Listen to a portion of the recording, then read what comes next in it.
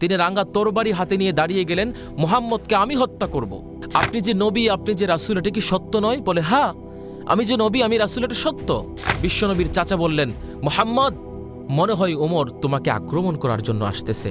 ওমর ইবনুল খাত্তাব রাদিয়াল্লাহু তাআলা আনহু তার বোন এবং ভগ্নিপতি দুজনকে মারতে আরম্ভ করলেন।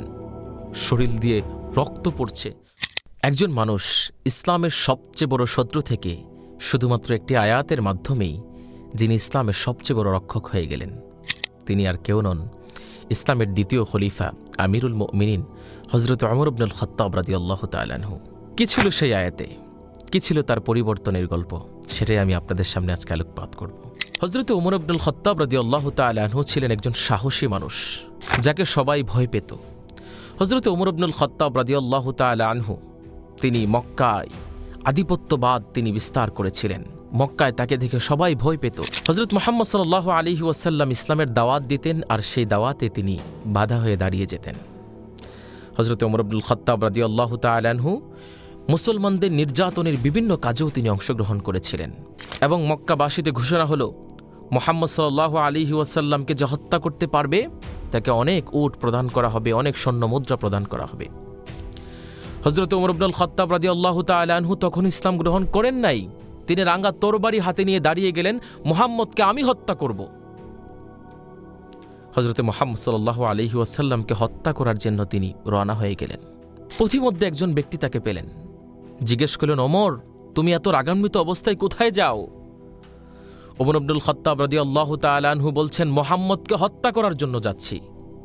ব্যক্তিটি বললেন, আপনি যে মুহাম্মদ সাল্লাল্লাহু আলাইহি ওয়াসাল্লামকে হত্যা করতে যাবেন, আপনি কি আপনার ঘরের খবর জানেন? বলে, আমার ঘরের কি খবর? যে আপনার বোন ভগ্নিপতি দুজন ইসলাম ধর্ম গ্রহণ করে ফেলেছেন। তিনি বিশ্বনবী মুহাম্মদ সাল্লাল্লাহু আলাইহি ওয়াসাল্লামের দরবারে না গিয়ে তিনি তার বোনের বাড়ির দিকে যাওয়া আরম্ভ করলেন। বোনের বাড়িতে তার বোন ফাতেমা এবং তার ভগ্নিপতি দুজনেই কোরআনুল কারীম তেলাওয়াত করছিলেন। তিনি দরজায় করাঘাত করলেন। ওমর ইবনুল খাত্তাব রাদিয়াল্লাহু তাআলা আনহু শব্দ শুনে তারা ভয় পেয়ে গেল। দরজা খুলে দেওয়া হলো। ওমর ইবনুল খাত্তাব রাদিয়াল্লাহু তাআলা আনহু তার বোন এবং ভগ্নিপতি দুজনকে মারতে আরম্ভ করলেন। শরীর দিয়ে রক্ত পড়ছে, জোর জোর করে রক্ত পড়ছে। ওমর ইবনুল খাত্তাব রাদিয়াল্লাহু তাআলা আনহু যখন তার বোনকে মারলেন, তিনি তখন অনেকটা মনে কষ্ট পেলেন যে আমি আমার বোনকে মেরেছি। কারণ পৃথিবীতে সবার বোনের জন্য ভালোবাসা অবশ্যই আছে, কারণ বোনকে যদি আঘাত দেওয়া হয় তাহলে ভাইয়ের শরীরে অবশ্যই কষ্ট লাগে। তিনি তার বোনের এই কষ্ট সহ্য করতে পারলেন না। তার মনে পরিবর্তন চলে আসলো। বলতে লাগলেন, ও বোন ফাতেমা, তোমরা কি পড়ছিলে, আমাকে একটু দাও। ওমর ইবনুল খাত্তাব রাদিয়াল্লাহু তাআলা আনহুকে উদ্দেশ্য করে তার বোন বললেন, ও ভাই, তুমি অপবিত্র, তোমার কাছে কোরআন তুলে দেওয়া যাবে না, তুমি পবিত্র হয়ে আসো। পবিত্র হয়ে আসার পরে তার হাতে সূরা তহার আয়াতগুলো তুলে দেওয়া হলো। কি ছিল সে আয়াতে? তহা, যার অর্থ আল্লাহ এবং তার রাসূল ভালো জানেন। এবং দ্বিতীয় আয়াতেই ছিল, আমি এই কোরআন তোমাদের উপর কষ্টের জন্য নাজিল করি নাই। ওমর ইবনুল খাত্তাব রাদিয়াল্লাহু তাআলা আনহুর দিল পরিবর্তন হয়ে গেল। ওমর রাদিয়াল্লাহু তাআলা আনহু যেহেতু আরববাসী ছিলেন, আরবের কোরআন খুব ভালো বুঝতেন, আরবি ভাষা ভালো বুঝতেন। তিনি যখন পড়তে আরম্ভ করলেন, আল্লাহ তাআলা তার ভিতরে হেদায়েতের নূরকে জাগ্রত করে দিতে লাগলেন। বিশ্বনবীর একটা দোয়ার ফসলও ছিল এটা।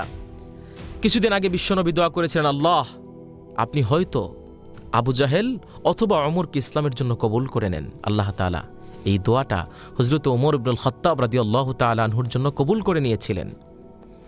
ওমর ইবনুল খাত্তাব রাদিয়াল্লাহু তাআলা আনহু পবিত্র হয়ে আসার পরে তিনি বললেন, তুমি আমাকে মুহাম্মদের দরবারে নিয়ে যাও। মুহাম্মদ সাল্লাল্লাহু আলাইহি ওয়াসাল্লাম কোথায় আছেন? নিয়ে যাও তার কাছে আমাকে।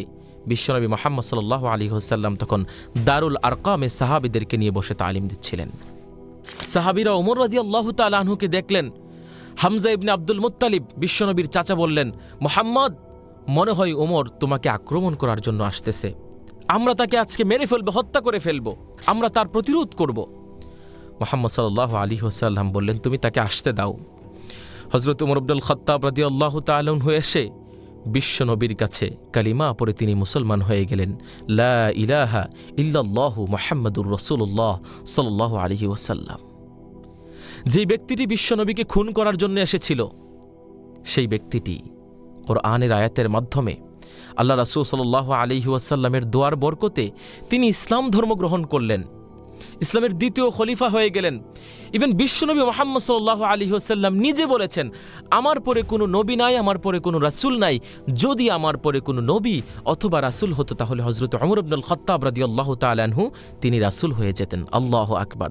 আমরা জানি যে আমাদের নবীর পরে আর কোনো নবী নাই, কিন্তু বিশ্বনবী বলছেন আমার পরে যদি কোনো নবী আসতো, যদি, তাহলে হযরত ওমর ইবনুল খাত্তাব রাদিয়াল্লাহু তাআলা আনহু নবী হয়ে যেতেন। সেদিন ওমর ইবনুল খাত্তাব রাদিয়াল্লাহু তাআলা আনহু তিনি বিশ্বনবীকে ডাক দিয়ে বললেন, ইয়া রাসূলুল্লাহ, ইয়া হাবিবাল্লাহ, আমরা কি এভাবেই গোপনে গোপনে ইসলামের দাওয়াত দিব? আমরা প্রকাশ্যে ইসলামের দাওয়াত দিব?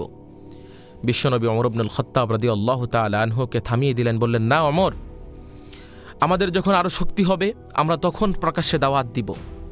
বিশ্বনবী মুহাম্মদ সাল্লাল্লাহু আলাইহি ওয়াসাল্লামকে ওমর ইবনুল খাত্তাব রাদিয়াল্লাহু তাআলা আনহু ডাক দিয়ে বলেন, ইয়া রাসূলুল্লাহ, ইয়া হাবিবাল্লাহ, আপনি যে নবী, আপনি যে রাসূল, এটা কি সত্য নয়? বলে, হ্যাঁ, আমি যে নবী, আমি রাসূল, এটা সত্য। আমাদের আল্লাহ যে একজন আছেন তিনি কি সত্য নন? বলে, হ্যাঁ, আমাদের আল্লাহও সত্য। আমরা যে কোরআন পড়ি, আমাদের এই কোরআন কি সত্য নয়? বলে, হ্যাঁ, আমাদের কোরআন সত্য। আমরা যে ইসলাম ধর্ম গ্রহণ করেছি, আমাদের ইসলাম কি সত্য নয়? বিশ্বনবী জবাবে বললেন, হ্যাঁ, আমাদের ইসলাম ধর্ম সত্য।